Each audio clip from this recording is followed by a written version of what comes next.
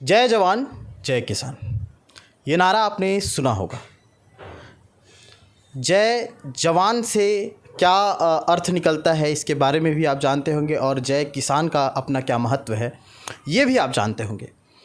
चूँकि कृषि प्रधान प्रदेश है छत्तीसगढ़, और जवान जब हम चैन की नींद सोते हैं तो वो सिर्फ़ इसलिए क्योंकि सरहद पर जवान अपनी जान हथेली पे लिए हमारे और आपकी रक्षा के लिए खड़े रहते हैं। लेकिन जवान राजनीति में उतरता है तो क्या होता है, उस पर हम आते हैं। हमारे बीच एक ऐसे शख्स हैं, नाम इनका राजेश चौधरी है, और सारी चीज़ें बता दूं मैं। वार्ड 34 से कांग्रेस से ये चुनाव लड़ रहे हैं, पार्षद प्रत्याशी हैं, और इनके विरोध में है यहाँ पे बीजेपी से छोटीलाल चौधरी, जो पहले पार्षद रह चुके हैं। उन्होंने कितना काम किया है ये तो वार्ड विज़िट पे हम देखेंगे।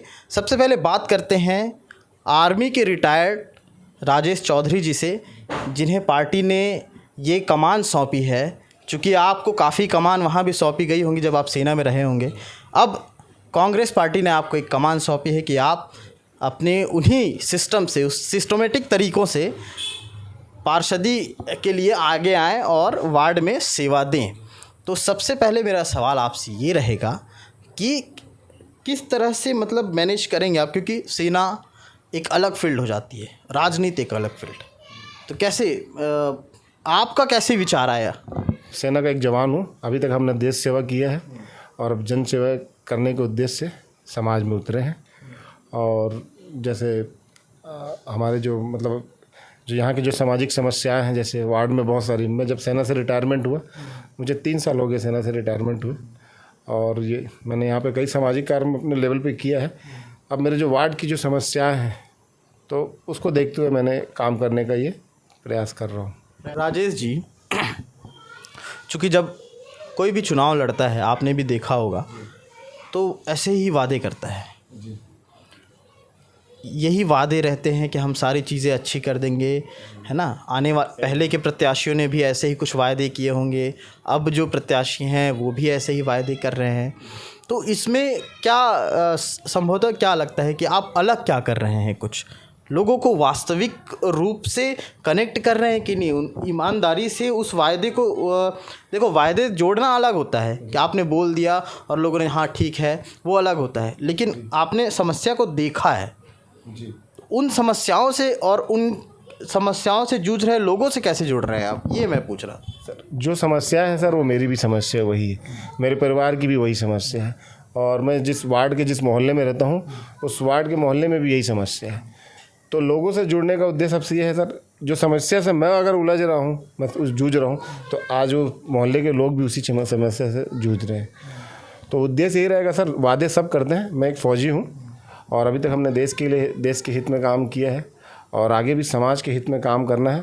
अभी तक सेवा की है, अब जन सेवा करना है, और इसी उद्देश्य को लेकर आगे चलना है, ताकि समाज में लोगों को वो सुविधाएं प्राप्त हो जो मूल रूप से नहीं प्राप्त हो पा रही है। और माध्यम से जनसंपर्क हो रहा है, लोगों से मिल रहे हैं, तो क्या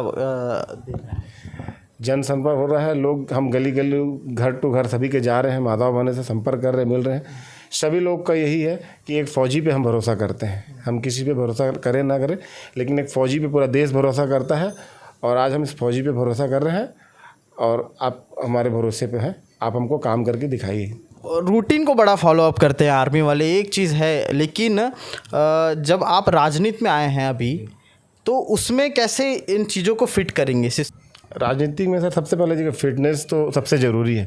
अगर हम खुद फिट रहेंगे तो किस तरह की फिटनेस तो शारीरिक फिटनेस हो गई। फिटनेस में जैसे शारीरिक फिटनेस है, और लोकल जो हम जैसे समाज में जब काम करेंगे, समाज के हित के लिए काम करेंगे, तो और उसमें जैसे यहाँ के जो युवा वर्ग लोगों को, उसको हम मोटिवेट करेंगे उनको भी कि सेना में, डिफेंस में जाने वगैरह के लिए। किन मुद्दों को लेकर क्या वार्ड में उतरेंगे? क्योंकि लोकल चुनाव है, जितना लोकल लोगों से आप जुड़ेंगे, कनेक्ट होंगे, उतना ज़्यादा चीज़ें ठीक ठाक रहती हैं। लोगों से किस तरह कनेक्ट होंगे, क्या वायदे रहेंगे, क्या मुद्दे रहेंगे? चूँकि आप यहाँ पे रहे हैं, यहाँ की चीज़ों को समझा है आपने, तो क्या वायदे? देखिए, तो सबसे बड़ा वार्ड में जो समस्या है ना, पानी का सबसे बड़ा समस्या है। यहाँ की जो माताएं बहनें हैं और जो परिवार के लोग हैं, यहाँ पानी, वाटर सप्लाई नहीं है। और वाटर सप्लाई आज भी लोग टैंकर से पानी भर रहे हैं, आज भी लोग झगड़े हो रहे हैं। और वार्डों में इससे पहले जो पूर्व पार्षद रहे उन्होंने वार्ड में कोई काम उतना किया नहीं, तो वार्ड में आज भी बहुत गंदगी। देश का भविष्य होते हैं युवा, युवाओं के लिए क्या रहेगा? सर युवाओं के लिए सबसे पहले जैसे हमारे जो भाई लोग हैं जो 12th 10th कंप्लीट कर लिए और आगे की पढ़ाई कंटिन्यू कर रहे हैं, लेकिन कई लोग बेरोजगार हैं, तो सबसे पहले हम जैसे एक सरकारी कोई जगह है जहाँ ग्राउंड वगैरह है, वहाँ पे उसको फिजिकल ट्रेनिंग के बारे में, मैं खुद फौज में रहा हूँ और मैं खुद ट्रेनर भी हूँ, तो मैं उन लड़कों को ट्रेन भी करूँगा ताकि वो अपना भविष्य बना सके। जैसे सेना में जाए, पुलिस में जाए या अन्य विभाग में किसी में जाए, तो उसको अपन मोटिवेट करेंगे और कुछ ऐसे स्वरोजगार के भी आइडियाज़ देंगे उसको। जाके कोई सेंटर हो, सामाजिक भवन वगैरह हो, उसको खोलेंगे ताकि वो लोग कुछ भी अपना स्वरोजगार करने के लिए उसमें काम कर सकें। सेना में आप किस पद पे थे? मैं सेना में भारतीय थल सेना में मैं आर्टिलरी में था और हवलदार पद से मैं रिटायरमेंट हुआ हूँ। और कहाँ ड्यूटी की आप? मेरी ड्यूटी, मैंने 18 साल सेना में योगदान दिया है, इसमें 11 साल मेरी J&K की नौकरी है और 2 साल मेरी तवांग में है ड्यूटी और बाकी मेरे पीसी एरिया में फिरोजपुर पंजाब इधर ड्यूटी किया हूँ। अच्छा जी। उरी में भी आप बता रहे थे? उड़ी में मैं 3 साल रहा हूँ सर। उरी ही नाम है ना? हाँ, उड़ी J&K। ये वही जगह है ना जिसका जिक्र हो? वहाँ पे मैंने 3 साल नौकरी किया है और बहुत ही डेंजर सिचुएशन से मैं वहाँ पे नौकरी किया हूँ और निकला हूँ वहाँ से। खतरनाक सिचुएशन से नौकरी करके निकले हैं और मोहल्ले की स्थिति देखिए, वो भी खतरनाक से ज़्यादा कम नहीं है। यहाँ पे भी जो पानी की जो समस्या है और घर घर जो लोगों को पानी नहीं मिल रहा, वो भी बहुत बड़ी खतरनाक समस्या है। लोगों को साफ जल नहीं मिल रहा है और वार्डों में गंदगी है, बीमारियाँ हैं, चूँकि कोविड गया है ऑलरेडी कोविड। हाँ, तो ऐसे तो दुश्मनों को देखा जा सकता है, लेकिन जब बीमारियाँ होती है, जो बीमारी होती है वो ऐसी दुश्मन है जो सिर्फ शह है, जिसे देखा नहीं जाता।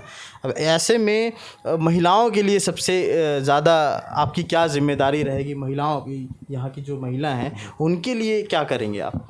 तो मेरी जैसे यहाँ की युवा महिलाएं हैं, जो माता बहनें हैं, हम वो अपने घरेलू काम तो करती हैं, लेकिन जब उनको समय मिलता है उसके लिए हम एक ऐसा कुछ सामाजिक भवन ढूंढेंगे और जहाँ पे उनको कढ़ाई का, बुनाई का और ब्यूटी पार्लर वगैरह का ऐसे जो कोर्सेज चलते हैं रोज़गार मुहैया कराएंगे, तो उनकी कोर्स की उनको ट्रेनिंग उपलब्ध करवाएंगे ताकि वो उस काम को सीख सके और स्वरोजगार कर सके। तो ये थे राजेश चौधरी, जिन्होंने बताया कि किस तरह से ये काम करेंगे, किस तरह से किन मुद्दों के साथ ये फील्ड में जाएंगे, लोगों से जनसंपर्क करेंगे।